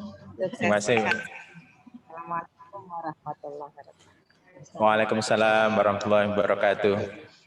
Waalaikumsalam warahmatullahi wabarakatuh. Terima kasih Bu Rektor. Terima kasih semua adik-adik mahasiswa, Bapak Ibu dosen. Terima kasih partisipasinya ya. Semoga ini informasinya bermanfaat bagi kita semua ya. Amin ya rabbal alamin. And also thank you for Dr. Abdullah Al-Kabi, Head of Economic, Political and Media Affairs Section, Uni Arab Emirates Embassy. Thank you. Terima kasih juga Prof. Andi Faisal Bakti sudah bergabung. Oh iya. Semoga sembuh Prof. Amin, amin. Sudah. Oh iya, terima kasih Prof. Andi sudah bergabung. Cepat terus sekali. Terima kasih Prof. Andi. Terima kasih untuk semua. Bye Fatima. Semuanya bye. Assalamualaikum warahmatullahi wabarakatuh. Bu Afa, terima kasih. Oh iya, dari Bu Afa juga dari Kedubes ya. Dari Kedutaan Besar United Arab Emirates. Teman-teman semua terima kasih semua. Terima kasih semua. Ibu Saifa, Ibu Afa. Bu Shefa. Terima kasih Bu Shefa. Nice to meet you Bu Shefa. Kapan-kapan main ya Bu Shefa ya ke UIN Jakarta. Terima kasih semuanya. Oke, baik. Selamat sesuai dengan ya. Oke.